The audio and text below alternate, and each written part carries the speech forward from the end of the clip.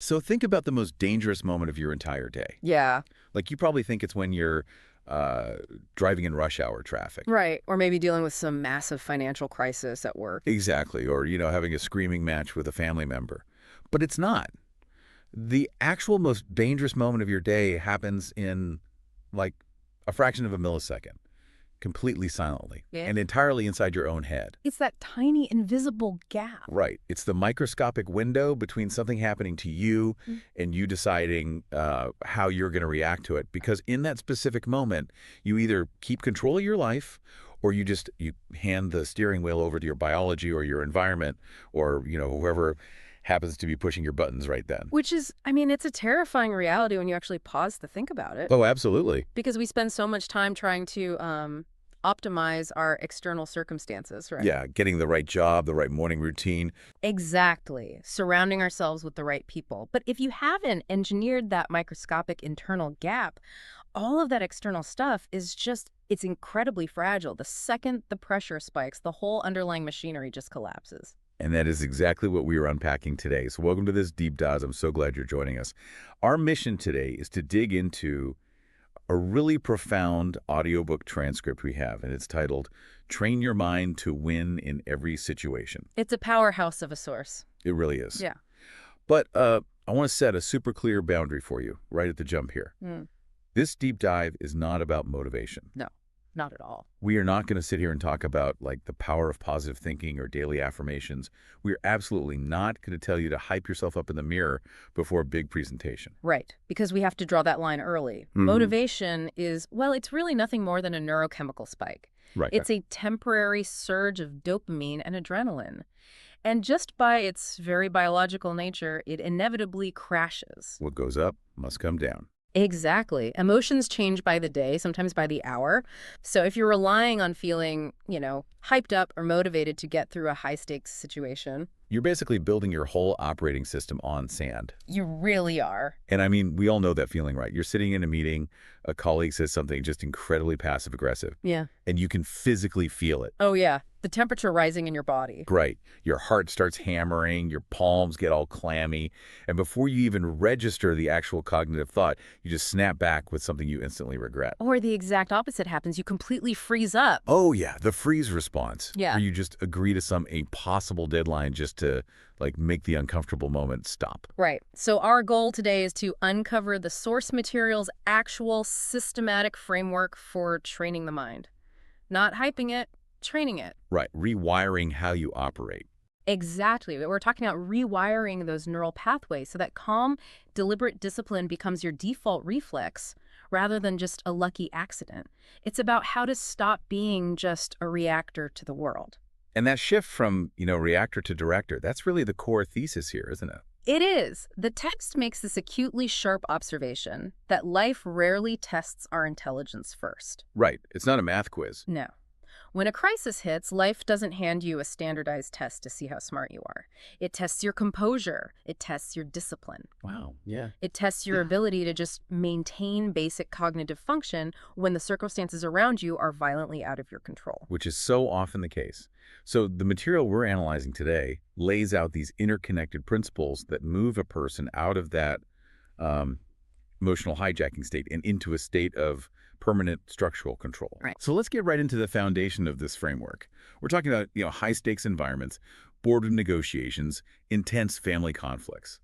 But the source argues that the training doesn't actually start in any of those places. No, it doesn't. It says that before you can win in the visible world, you have to win in a space that absolutely no one else can see. The inner game. The inner game. Unpack that for us. So the text makes a really profound observation here.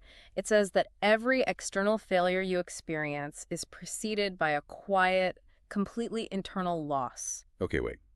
Every external failure. Every single one. We always tend to focus on the external failure, right? The blown negotiation, the snap temper, the diet you abandoned. Right, the stuff people can see. Exactly. But the actual loss didn't happen when you spoke the words or quit the task. The loss happened inside your head moments or even days earlier. Oh, wow. It happened in that microsecond when doubt interrupted your focus, or when hesitation replaced your clarity. By the time you actually execute the bad decision, the internal battle has already been completely lost. So the external behavior, like the yelling or the quitting, is really just a lagging indicator. Precisely. It's the symptom of a disease that already took hold in the mind. That makes a lot of sense. Uh-huh. So how do we treat the disease? Well, to understand the mechanism, the text introduces this foundational split. You have to separate the external event from the internal response. Okay, event versus response. Right. And the untrained mind completely conflates the two. An untrained mind believes that the event is the response. Like, if traffic is bad, I am angry. They're glued together. Exactly. The traffic and the anger are perceived as this single, indivisible thing. But they are entirely separate layers of reality. You have absolutely zero control over the external event. Right, you can't control the supply chain or the rude email or, a thunderstorm. But you possess total, absolute jurisdiction over the internal response. Okay, let's unpack this because I want to look at how this plays out in our everyday language. It's so pervasive. You hear it all the time, right? People say, oh, my boss stressed me out today, or that guy in traffic made me so angry. Yes. We use this language constantly without even thinking about it. Right. So what does the source say about that? The author points to that specific phrasing as a massive, glaring red flag of an untrained mind. When you use language like, she stressed me out, or he made me angry, you are quietly surrendering your locus of control. You're giving it away. You're handing external forces the credit for your internal biological state. From a psychological perspective, you are essentially declaring yourself a puppet. Wow. You're saying, I have no agency, that person pulled a string, and my arm moved. That is a brutal mirror to hold up. Yeah. But it's true. When you put it that way, saying you made me mad is just broadcasting to the world that your internal operating system is completely unshielded. Right. You're just living in what the text calls reaction mode. And reaction mode is biologically expensive. How so? Well, when you live in reaction mode, your brain is constantly scanning for threats, and it's responding to them with surges of stress hormones. Cortisol, adrenaline. Exactly. And in this state, your cognitive standards drop. Your long-term thinking, which lives in the prefrontal cortex, completely collapses. It turns into this desperate, primal need for short-term relief. Right, so you're not even trying to solve the problem anymore. No. When someone is in reaction mode, they aren't trying to solve anything. They're just trying to get rid of that uncomfortable feeling in their chest as fast as possible, usually by lashing out, giving in, or just running away. It really makes me think of a smartphone's operating system. Oh, I like that. Yeah, like you can read all the leadership books in the world, right? You can download all the best productivity apps, the negotiation tactics, the communication frameworks. Sure. But if your internal operating system, your mind is glitching the second it gets put under a heavy processing load, all those fancy apps are just going to crash. They're useless. Right. You cannot run high-level software on an unstable, overheating OS. That analogy captures the mechanics perfectly. Attempting to fix external outcomes without addressing the foundational operating system is a total waste of time. Yeah. The text explicitly states that confidence without control is fragile. Ooh, that's a good line. Right. You can fake confidence when the waters are calm, but ambition without emotional regulation is just a ticking time bomb of self-sabotage. Okay, but let me throw some friction at this. Because when we talk about never letting anything, make us angry or completely divorcing the event from the response, Yeah. it sounds a bit detached from reality. How do you mean? Like if a coworker completely steals credit for my project in front of the whole executive team, and I just sit there and manage my internal state, aren't I just being a doormat? I see where you're going. Doesn't practicing this level of control just mean we're suppressing our natural human emotions and becoming like robots? Okay, that is a very common misinterpretation of emotional control, and it's really vital to clarify what the source is actually arguing here. Okay. The text is not advocating for suppression. It's not. No. Yeah. Suppression is taking a powerful emotion, shoving it into a dark corner, and pretending it doesn't exist. Right, which never works. It will eventually destroy you from the inside out. A trained mind does not eliminate emotion, it organizes it. Organizes it. Okay. How does that actually differ from suppressing it? So when that coworker steals your credit, you are absolutely going to feel the flush of anger. Your amygdala is going to fire. You can't stop that. You can't. The goal is not to numb that anger. The goal is to insert a buffer between the feeling of anger and the action you take next. Okay. You can feel intense burning anger without throwing a tantrum in the boardroom. You can feel terror without retreating. Right. The training is all about expanding that microscopic space between the stimulus and the response. Because in that space, you evaluate the emotion and you choose the most highly leveraged action rather than just acting out the emotion's default script. So it's about not being hijacked. Exactly. But, I mean, building that space feels like an impossible task when the stakes are super high. I'm guessing we don't start trying to engineer this mental space during the actual boardroom crisis. No, if you wait for a crisis to train the skill, you've already lost. Yeah, makes sense. The nervous system doesn't learn new tricks when it's fighting for survival. The text emphasizes that this training must happen in the most mundane, boring, low-stakes moments of your life. Give me an example. It happens when you're put on hold by the cable company for 20 minutes. Ugh, the worst. Right. Or it happens when someone cuts in front of you at the grocery store. Most people view these moments as just annoying friction, but a trained mind views them as a gymnasium. Oh, a gymnasium. I love that. Because if you cannot maintain the space between stimulus and response when a barista gets your coffee order wrong, your brain has zero chance of maintaining it when your company's funding falls through. That makes incredible sense. You have to, lift the 5-pound weights before you try to bench press a crisis. Precisely. But honestly, even lifting the 5-pound weights all day sounds exhausting. If I have to consciously force myself to pause and not react every single time there's a minor annoyance, I'm going to run out of cognitive energy by lunchtime. It requires so much willpower. Well, you're touching on a fundamental biological limit right there. Yeah. Willpower is a finite resource. It depletes just like glucose in the bloodstream. If you are relying on raw willpower to suppress reactions all day, you will inevitably snap. So what's the alternative? This brings us directly into the source material's deep dive into the true nature of discipline and why relying on our feelings is an absolute trap. Okay, this part of the text really challenged my assumptions. It talks about the the absolute danger of waking up in the morning and asking yourself, how do I feel today, to dictate what you're going to do? It is perhaps the most common question human beings ask themselves upon waking, and according to this framework, it is a recipe for a completely chaotic life. Why? Think about the biological reality of feelings. They are inherently unstable. Right. Your emotional state is dictated by how much REM sleep you got, your blood sugar levels, whether it's cloudy outside or just a passing thought about a stressful email. I know my mood changes if I haven't had coffee yet. Exactly. So if the actions you take today depend on the answer to how do I feel, your output is going to be completely randomized. The source drops a massive paradigm shift here. It says, feelings are information, not instructions. If you take away nothing else from this analysis, that distinction is the one to remember. Information, not instructions. Feelings are vital data points. They tell you what is happening internally. I feel anxious is good data. I am exhausted is good data. Right. But data is just an observation. It does not dictate strategy. When you allow feelings to cross the line from being information to being instructions, your behavior becomes entirely reactive. Okay, it's like the check engine light on a car's dashboard. Oh, perfect. Yeah, when that little orange engine light illuminates, that is really good information. You need to know that the engine is running hot or the oil pressure is low, whatever. Right. But you do not let the dashboard light grab the steering wheel and drive the car into a ditch just because it's flashing. The driver is still in charge of the vehicle's destination. They just have a new piece of data to factor into how they drive there. That is a highly accurate mechanical parallel. The problem is that most people let the check engine light take the wheel. Yeah, they really do. If the light says tired, they just pull over and stop driving entirely.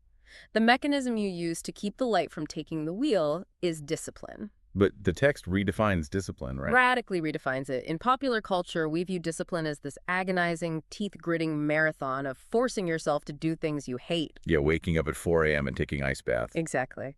But the text defines discipline as something much more elegant. It says discipline is the act of removing choice from moments where choice weakens you. Removing choice. I want to spend some time on this because it sounds counterintuitive to how much we value autonomy. Why is choice weakening us? Let's look at the cognitive load of choice. Imagine the internal negotiation that happens when you rely on how you feel. Okay. Your alarm goes off at 5:30 a.m., you lie there, and a debate begins in your head. Right. I know this debate. I'm tired, I'll work out later, but if I don't go now, I'll feel guilty. But I didn't sleep well. Maybe my body needs rest, I'll just start tomorrow. Yep. Every single morning. That internal courtroom scene feels normal to us, but it is metabolically devastating. Real. Yes, the constant indecision, the weighing of options, the bargaining with yourself, it actually drains more cognitive energy than just getting up and doing the task. Oh. Every time you allow debate to occur, you are training your brain that comfort holds the ultimate veto power over your life. So how do you practically remove the choice without just relying on that willpower we already established is finite? By installing what the text calls standards. Standard. A standard is a preloaded decision. It is a rule of engagement that you follow regardless of the internal emotional weather. Give me an example of a standard. The text uses the example of stopping at a red light. Okay. When you drive up to a red traffic light, you do not sit there and consult your internal state. Right. You don't ask, do I feel motivated to press the brake pedal today? Am I passionate about stopping? No, you just stop. You just stop. The decision was made long before you ever got in the car. It is an automated standard. True mental discipline works the exact same way. So you decide in advance. You decide in advance who you are and what the baseline behaviors are. And when the moment arrives, you simply execute the preloaded decision. And this becomes incredibly critical when we look at high-pressure environments, because the text shatters a very persistent myth here. We love to tell ourselves that when the big moment arrives, when the pressure is really on, we will rise to the occasion. The Hollywood fantasy. Exactly. We think we'll rise to our potential. The military, elite athletes, emergency room surgeons, they all know the biological truth, which the text reinforces. Under pressure, you do not rise to your potential. You fall to your level of discipline. You fall to your level of discipline. Yes. When cortisol is flooding your system and your heart rate is at 140 beats per minute, your brain literally cannot access higher level creative thinking or potential. Because it's in fight or flight. Right. It defaults to whatever neural pathways are most deeply grooved. If your deepest groove is, I only take action when I feel good, the pressure will absolutely crush you because you certainly won't feel good in that moment. But let me challenge the lifestyle this implies. Go for it. Because establishing all these rigid, non-negotiable standards, completely ignoring the nuance of how I feel, I mean, that sounds incredibly bleak. That sounds restrictive. Yeah, it sounds like a joyless way to live. If I remove all the choices, aren't I just putting myself in a mental prison? It's a very understandable fear. But if you look at the mechanics of it, the text argues that this framework creates the exact opposite outcome. Discipline does not create a prison. Discipline creates true freedom. How so? Think about the mental weight of a person who relies on motivation. They are constantly plagued by the agony of regret. Oh, the guilt. They're trapped in wild emotional swings. They are exhausted by the cycle of starting, quitting when it gets hard, feeling guilty, and having to start all over again. That is a prison. Because they are carrying the cognitive load of like 1,000 unmade decisions every single day. Exactly. When action becomes a non-negotiable standard, the internal resistance eventually just gives up. The debate ends. The brain realizes that the debate is closed, so it stops wasting energy arguing. And this generates something incredibly rare: predictability. Predictability. When you become predictable to yourself, beyond a shadow of a doubt that you will execute your standards regardless of fear, fatigue, or friction, you develop profound self-trust. Because you have a track record with yourself. Yes, you stop living in anxiety about whether you'll follow through because the data proves you always do. Okay, I track with the logic of standards and a removing choice. That makes a lot of sense. Right. But let's bring this into the messy reality of the physical body. Let's do it. It's very easy to theorize about standards when we're sitting here calm. But what happens when the actual threat materializes? You're in a negotiation, the other party suddenly threatens to pull the contract, and your nervous system just explodes. All the philosophical standards in the world feel pretty useless when your biology is screaming at you that you are in mortal danger. Which is precisely why the framework pivots here. You cannot fight biology with just philosophy. Right. When the physical pressure hits, the text makes a crucial distinction. Calm is not a personality trait that you are either born with or you aren't. Calm is a highly trained physical skill. Let's break down the physical sequence of panic, because the source material is very specific about the cascade effect that happens in the body. It is a totally predictable biological domino effect. When your brain perceives a threat, even if it's just the threatening email, because your amygdala doesn't know the difference between a bad email and a charging tiger. It just registers danger. Right. It instantly activates the sympathetic nervous system. Within milliseconds, your breathing shortens and becomes shallow.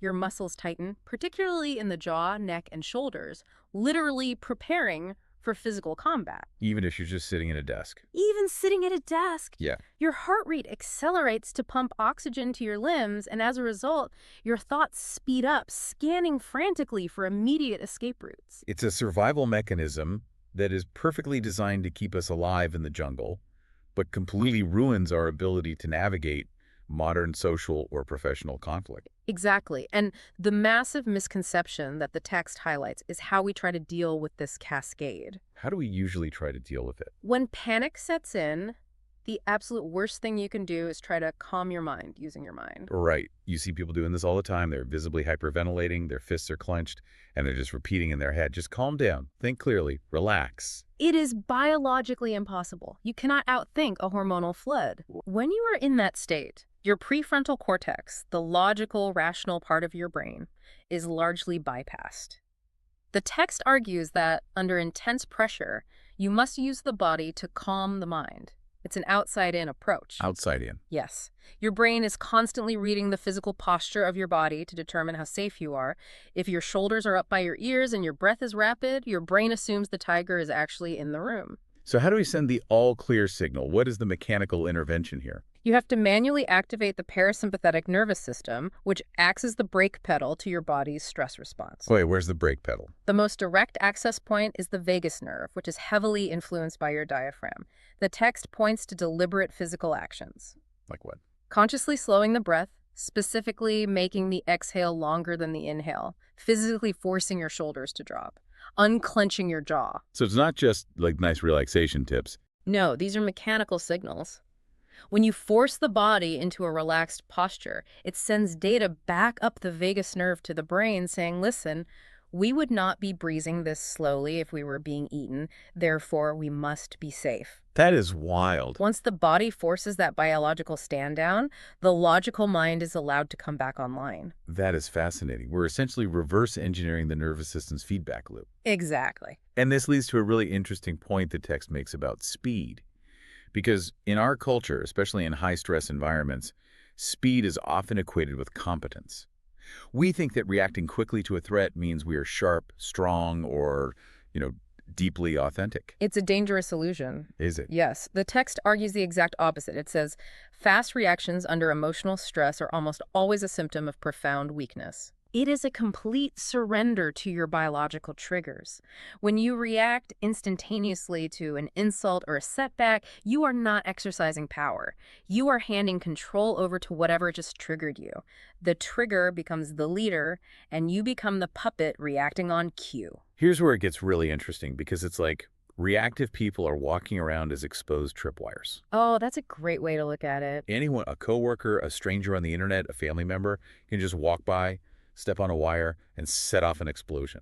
They are incredibly easy to manipulate because they broadcast their triggers to the world through their instant emotional reactions. Absolutely. If I know that challenging your idea makes you immediately defensive and loud, I own you in a negotiation. That tripwire analogy is brilliant because it really highlights the vulnerability of speed.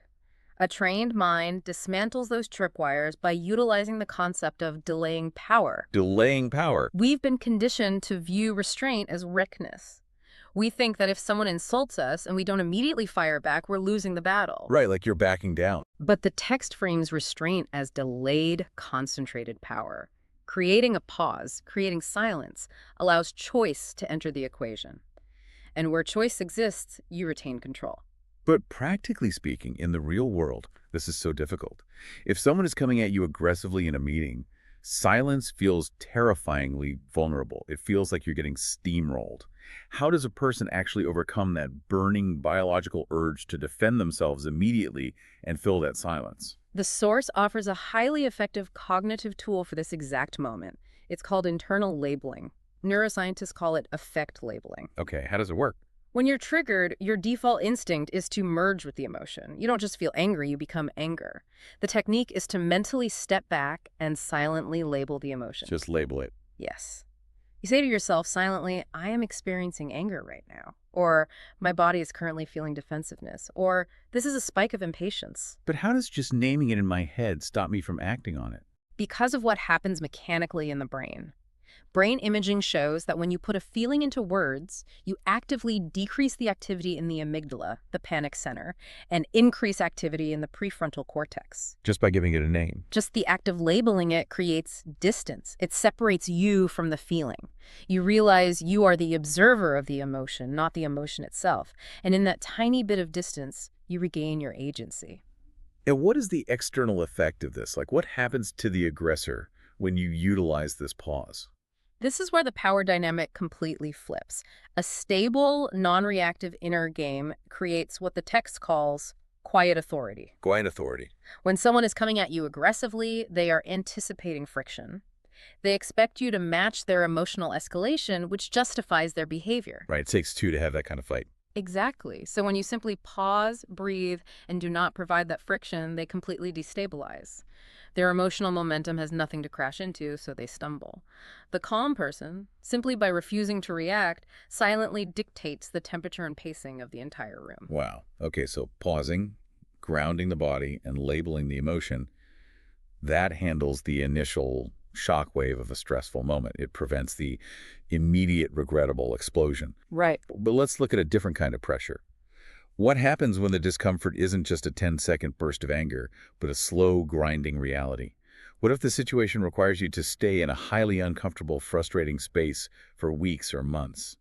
That brings us to the next structural pillar of the framework, mental endurance. Endurance. Because surviving the initial sympathetic nervous system spike is one skill set, but maintaining operational power when the discomfort lingers, when the novelty wears off, and when all motivation completely evaporates, that is an entirely different capability. The source makes a really vital distinction here about what mental endurance actually looks like.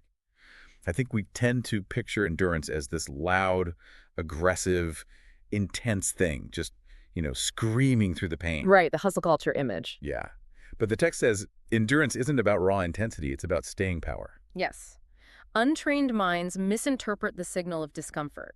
When a task gets difficult, when progress plateaus, or when the mental load just gets heavy, the untrained mind interprets that discomfort as a blaring warning alarm. It thinks something is wrong.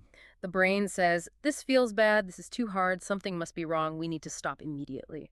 But the trained mind understands a fundamental biological truth. Early discomfort is not an injury. It is simply the nervous system adjusting to a new level of required effort. It's the critical difference between discomfort and damage. Exactly. Discomfort is the sensation of a muscle growing. Damage is the sensation of a muscle tearing. The tragedy is that most people live such optimized, comfortable lives that they have never stayed in a difficult situation long enough to actually learn the difference between the two. They just assume all pain is damage. And here's the danger in that. If you quit or pivot every single time you feel the unease of discomfort, you are literally conditioning your neural pathways to believe that effort is a threat. You are training your mind to be fragile. It's like holding a heavy box. How so? Mental endurance isn't about how fast you can sprint across the room carrying the box.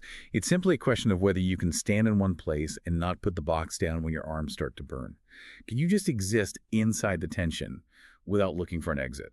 And we have engineered a society that is uniquely hostile to that kind of tension. Oh, completely. The text is very clear that modern life destroys our natural endurance. We are conditioned by our devices to expect instant feedback, immediate entertainment, and constant frictionless stimulation. TikTok, Instagram, instant delivery. Exactly. So when we are suddenly faced with a task that requires long, slow, unrewarded effort, our dopaminergic system just throws a tantrum. The endurance completely collapses because the brain isn't getting its expected chemical reward. Which perfectly sets up the text's view on boredom. And I have to push back on this a bit on behalf of modern culture. Okay, let's hear it. Today, we are constantly bombarded with the message that boredom is toxic. If you're bored with your job, you should pivot. If you're bored of the project, you need to find your passion. We're told to optimize our lives for constant engagement and flow states. But this source material takes a radically opposing stance. It says boredom is not the enemy. It goes much further than just saying it's not the enemy. It states that boredom is the absolute gateway to depth, mastery, and real power. Gateway. Let's look at the actual mechanics of mastery. When you start something new, it's exciting, you get a massive dopamine hit from the novelty. The honeymoon phase. Right. But eventually the novelty fades. The surface level distractions disappear, the initial rapid progress slows way down, and what is left is just the raw, repetitive, unglamorous work. And that's when most people quit. When that boredom hits, the dopamine drops. The untrained mind says, I've lost my passion, I must be on the wrong path. The trained mind says, the entertainment phase is over, the mastery phase has finally begun. So boredom is essentially a filter. It is the ultimate filter. If you abandon ship every time boredom or plateau sets in, you will spend your entire life being a beginner at 100 different things and a master of absolutely nothing. Wow. Enduring that boredom, staying in the pocket when the brain is screaming for novelty, is the only mechanism that produces deep competence. And when you realize that, it highlights a massive competitive advantage. It is the most accessible competitive advantage in the world. Because, as the text notes, this level of endurance completely levels the playing field. You don't need talent. You do not need to be the smartest person in the room. You don't need innate genius. You can achieve extraordinary outcomes simply because the vast majority of your competition will inevitably opt out the second the novelty wears off and the discomfort sets in. You just eliminate themselves. They will choose comfort, distraction, and the relief of a new, exciting project. If you possess the simple, unsexy ability to just stay in the room and keep doing the work, you win by default. It requires a fundamental shift in how we think about what we're actually doing. The source points out the difference between outcome thinking and process thinking. Yes. It says that immature minds look at a difficult task and ask, what do I get from this today? What's my immediate reward? But enduring minds ask a totally different question.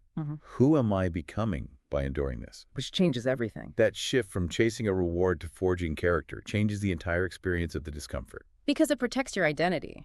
When you are outcome-focused, every setback is a crisis, every failure is an attack on your worth. But a mind built on endurance views a setback as mere data. Who am I becoming? I am becoming someone who can withstand failure without collapsing. That perspective makes you practically invincible, because the worse the situation gets, the more reps you get in building your character. So if you can hold attention and endure boredom, you possess immense strength. Absolutely. But let's pivot to the environment itself. We've talked about controlling the internal state when you're sitting with a tedious task or facing a single aggressor. But what happens when the environment itself is structurally designed to overwhelm you? The modern workplace, basically. Exactly. I'm talking about the modern reality of pure, unadulterated chaos. The Slack notifications firing every 10 seconds, 3 projects simultaneously blowing up, a client demanding immediate answers, and your personal life bleeding into the workday. How does mental training survive an environment of total noise? This is a critical transition in the framework. This deals with clarity and chaos, and what the text defines as developing the sequential mind. Sequential mind. And it starts with a core premise. Chaos outside is a logistical problem. Chaos inside is a terminal problem. Meaning the environment itself isn't what destroys you. Exactly. A highly chaotic, rapidly changing external environment can absolutely be navigated by a clear mind.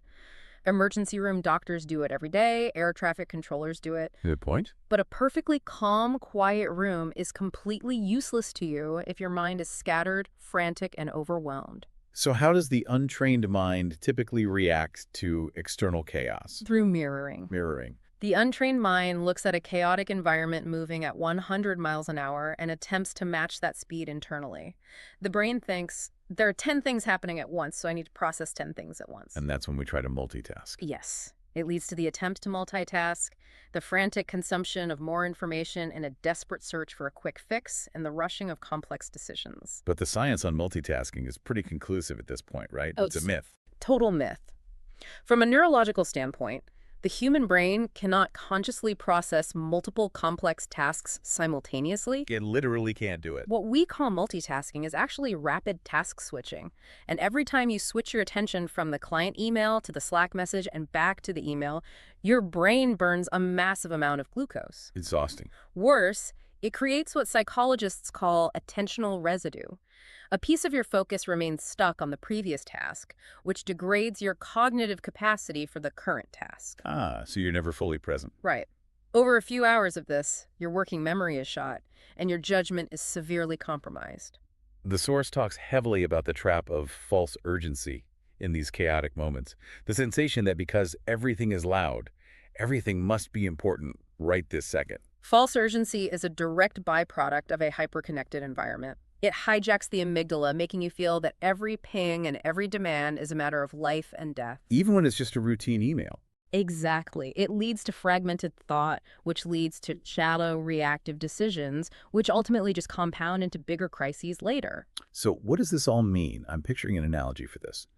A chaotic mind in a high-stress environment is like a computer that has 50 different web tabs open. Oh, that's exactly what it feels like. 3 of the tabs are playing different audio tracks, pop-ups are appearing everywhere, and you can't even figure out where the noise is coming from. Right. And the natural human instinct is to think, I am failing. I need to be smarter. I need a faster processor to handle all these open tabs. I need to read faster and work harder. But the reality is you don't need a faster processor. You just need to close 49 tabs. That is the perfect visualization of the solution. You have to shift your operating system from simultaneous processing to sequential processing. One at a time. The trained mind does the exact opposite of the untrained mind in chaos. When the external noise speeds up and expands, the trained mind deliberately slows down and radically narrows its focus. You do not try to handle the 50 tabs, you ruthlessly eliminate them. But how do we define what to eliminate? Because in the moment, everything feels vital. The text provides a very precise definition of noise. Noise is any piece of information, any worry, or any task that does not directly change the specific decision you need to make right now. Right now. During a crisis, we tend to consume mountains of information. We doom scroll the news, we solicit a dozen opinions, we worry about what might happen next month. If that information doesn't change what you need to do in the next 5 minutes, it is noise. It is just spiking your cognitive load and paralyzing you. Let me push back with a real-world dilemma, though. Go ahead. It's really easy to say operate sequentially and close the tabs. But when everything genuinely feels like a blazing fire, your boss is furious, a major account is about to churn, and you just got a call from your kid's school. How do you actually decide which fire to put out first? When you sequence, you are actively choosing to ignore other fires. Isn't there a paralyzing fear that you might pick the wrong one? Yes, the fear of making the wrong choice is exactly what keeps people paralyzed in simultaneous mode. They try to do a little bit of everything and fail at all of it. Right. To break that paralysis, the source material offers the ultimate focusing question. When you are drowning in false urgency and competing fires, you must stop, ground yourself physically, and ask, what is the one thing that matters most right now? Just one. Not a top 3 priority list, not a matrix, just one thing. It forces the prefrontal cortex to cut through the emotional noise and identify the absolute most critical point of leverage. And what happens to everything else? Here is the magic of that question. Once you identify the one thing that matters most right now, every single other fire instantly receives a new label. They become not now. Not now. I love that. It's an incredibly freeing phrase. It doesn't mean you were dropping the ball or failing. Exactly. It doesn't mean those other issues are irrelevant, and it doesn't mean you don't care about them. It simply means you are sequencing them for later, because attempting to care about them right now will ensure you fail at the one thing that actually matters. Which just makes the whole situation worse. The text also notes the importance of writing things down during this process. You must mentally declutter. If you keep the not now tasks bouncing around in your working memory, they will drain your processing power. So get them out of your head. Write them down, close the loop, and focus solely on the one sequential task in front of you. And I should add, the physical state acts as the foundation here. If you haven't slept, if you're nutritionally depleted, your ability to sequence effectively drops to near zero. That structural approach to chaos is really powerful, but it relies heavily on your ability to direct your own attention. And that points us to a much deeper, honestly more intimate issue. Yes, it does. It is completely impossible to execute a pause or endure boredom or sequentially process a crisis if the voice inside your own head is actively fighting you. The inner critic. Right. If your internal narrator is panicking, screaming at you, or telling you that you are failing, your body's going to follow suit. Which brings us to the most intimate and arguably most critical principle of the entire training framework: rewiring the inner voice. Because the way you speak to yourself dictates the actual chemical reality of your body. This specific section of the text completely reframes something we all experience constantly. It states very bluntly that self-talk is not just a running commentary. It is not passive. No, it's not a sports announcer just narrating the events of your life. Self-talk is direct, biological instruction to your nervous system. And failing to understand that distinction is exactly why so many highly intelligent people completely self-destruct under pressure. Let's look at the nature of an untrained inner voice. It is highly emotional, it is dramatic, Oh, very dramatic. it loves to catastrophize, and it relies heavily on absolute terms. I always mess this up, this is completely impossible, I'm not built for this level of stress. We've all said those things to ourselves. But when you allow that language to echo in your mind, you are not just making a passive observation about your situation. You are literally issuing a command to your biology. Your brain hears, this is impossible, and it responds by shutting down energy production, reducing cognitive bandwidth, and essentially preparing for defeat. The source makes a really fascinating point about why we are so prone to this harsh self-talk. It says that familiarity is not accuracy. That is a profound psychological insight right there. Many of us possess a harsh, hypercritical inner voice that we inherited. We got it from past failures or from demanding parents, coaches, or early bosses. Right, it's an old tape playing. Because we have listened to that critical, panicked voice for decades, it feels deeply familiar to us. And the human brain has a dangerous flaw. It often conflates what is familiar with what is true. We assume the inner critic is telling the cold, hard truth simply because we've heard it a million times. But it's not the truth. It's just default programming, heavily influenced by the brain's negativity bias for survival. So how do we actually rewire a lifetime of default programming? The text insists on a critical, structural shift in the nature of your internal dialogue. You must move from evaluation to execution. Evaluation to execution. When things go wrong, the untrained voice asks evaluative questions that attack identity. What is wrong with me? Why do I always do this? Am I an imposter? I mean, those are devastating questions. And they do not have productive answers. They only generate shame and anxiety. The trained voice replaces them with directive, execution-focused questions. What specifically failed here? What variables can be adjusted? What remains within my control? It's the vast difference between insulting yourself and instructing yourself. Perfectly said. I'm thinking of a sports coach analogy. Imagine you have a tennis coach standing on the sidelines during a high-stakes match. If you hit a bad shot and the coach starts screaming, "You're blowing it, you're terrible, you always choke under pressure," what happens to the player? The player panics. They panic, their grip tightens, and they make more mistakes. The insults don't motivate, they just exhaust the mind. But if the coach gives neutral, firm instructions, you're dropping your shoulder, keep your eye on the ball, adjust your stance, breathe, the player has actionable data they can actually execute on. Exactly. You must become that neutral, directive coach to your own mind. You must brutally separate your performance from your identity. A bad decision does not make you a bad person. It is just a mechanical error that requires correction. That is such a relief to hear. Correction moves you forward. Insults stall your progress entirely. A trained inner voice is precise, it is neutral, it is firm, and it never exaggerates. I know exactly what some listeners are thinking right now, though. We have to address the elephant in the self-help room. Let's address it. Is this just a highly intellectualized version of toxic positivity? Are we just saying that if you stand in the mirror, smile, and say, "I am a champion, everything is perfect, I am a magical problem solver," the stress will just melt away? The author explicitly and firmly refutes that. This framework is the absolute antithesis of toxic positivity. In fact, the text warns that positive thinking is incredibly fragile. Fragile. You do not rise to positive thinking under severe stress. You fall to your rehearsed language.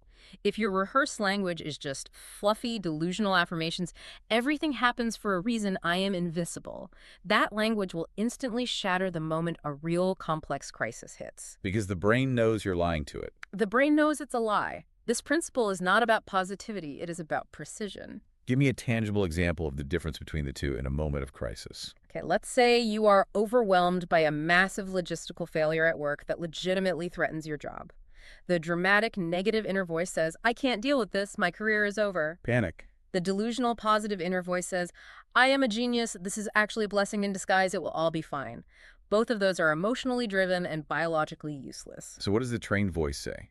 The trained, precise mind looks at the exact same disaster and says, internally, handle the next requirement. Handle the next requirement. I love that. It strips all the emotion out of it. It is entirely neutral. It is highly directive. It lowers the biological temperature instantly. It doesn't judge the past, and it doesn't predict some glorious future. It simply takes aggressive leadership over your own attention and points it directly at the very next physical action you need to take. So we have assembled a massive arsenal of mental tools here, creating the microscopic pause between stimulus and response, redefining discipline as standard operating procedures rather than feelings, grounding the physical body via the vagus nerve to command the brain, Right. building the endurance to withstand the boredom of mastery, developing a sequential mind to slice through chaos, and rewiring the inner voice to be a neutral, precise instructor. But the source material argues that all of these mental acrobatics are ultimately useless if they don't culminate into one specific, undeniable physical behavior. The final piece of the framework, the seventh operational principle, the ultimate metric. And that metric is simply showing up no matter what. The source makes a really bold, almost aggressive claim here. It says that people rarely fail because they lack innate talent, or because they lack the right strategy, or because the universe was against them. No, they fail for a much simpler reason. They disappear. They disappear when the motivation fades, when the boredom sets in, or when the progress slows down. It is the rarest and most valuable skill of all, precisely because it is so mundane. Showing up means acting without emotional permission. Without emotional permission. It means you execute the required action when there is absolutely no immediate reward, no applause, no audience, and zero guarantee that it will even work. It brings us full circle back to that concept of standards. Schedule beats mood. When attendance is completely non-negotiable, when you have removed the choice of whether or not to show up, you reclaim all the metabolic and cognitive energy that you used to waste on decision-making. You don't wake up and ask, do I feel like writing this report today? You just sit down and type. Because writing the report is an extension of your identity, not a reflection of your mood. And that concept of identity is paramount. Consistency builds an identity that is infinitely stronger and much more resilient than motivation could ever be.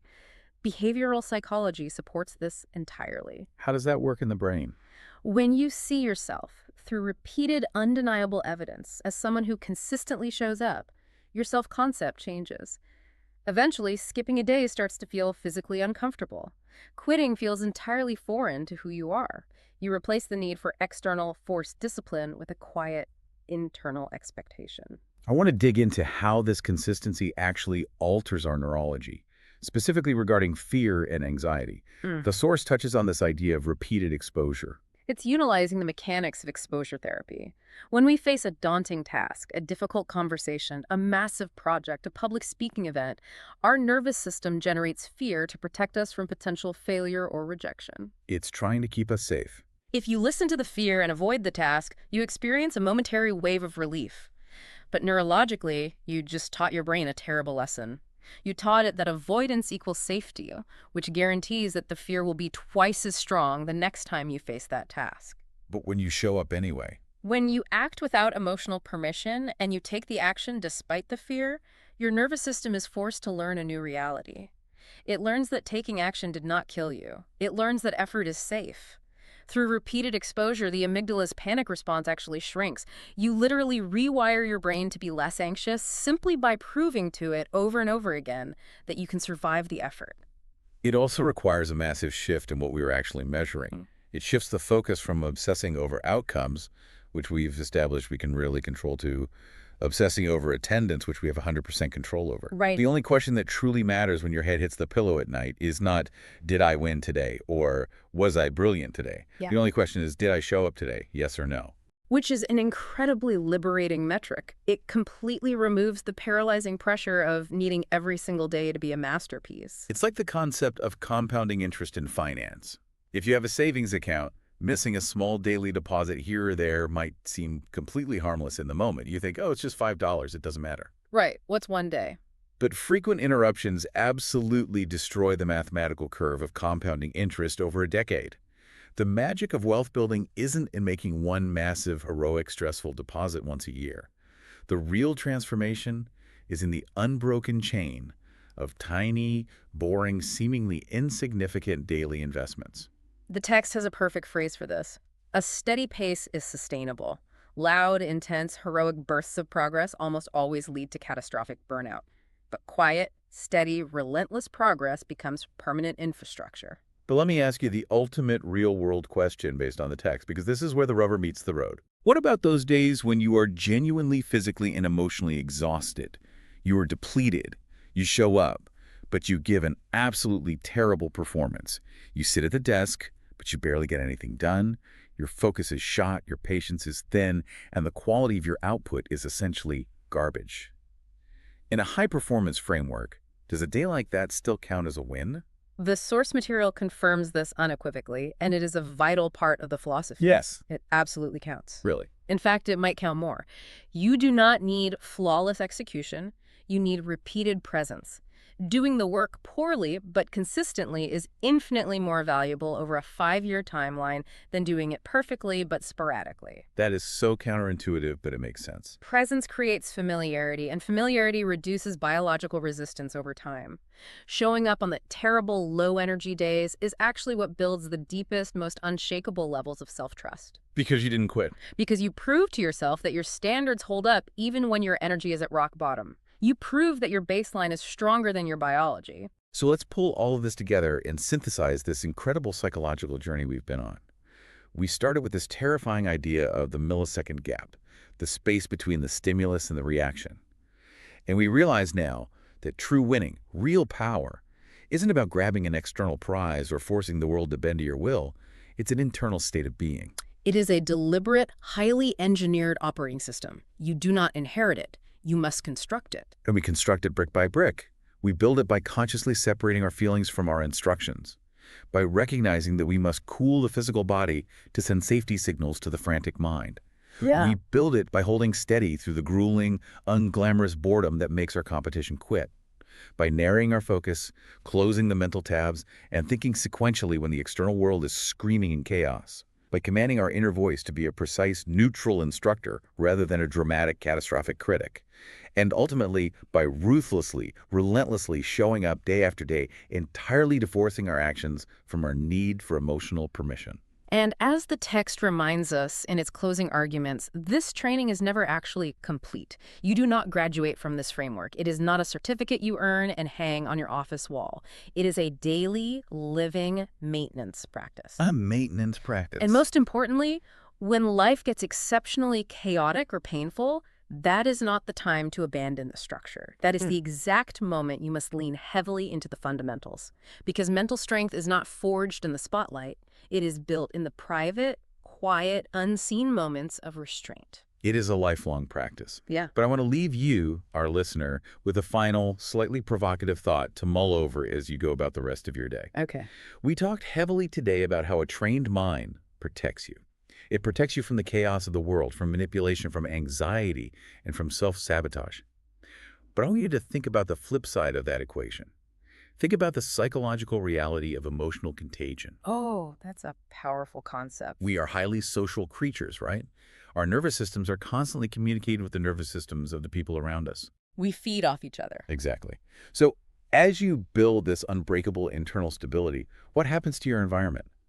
In a world where almost everyone is reacting, panicking, constantly triggered, and radiating anxiety, what if your trained, deliberate calm becomes the anchor? Wow. What if your refusal to react secretly regulates the nervous systems of your family when a crisis hits home? What if your sequential focus stabilizes your team when a project collapses? What if your internal discipline isn't just about you winning, but actually becomes the ultimate silent act of quiet leadership for everyone whose life touches yours? That is a brilliant way to frame it. It's not just self-preservation, it's leadership. Something to think about. Thank you so much for joining us on this deep dive. We'll catch you next time.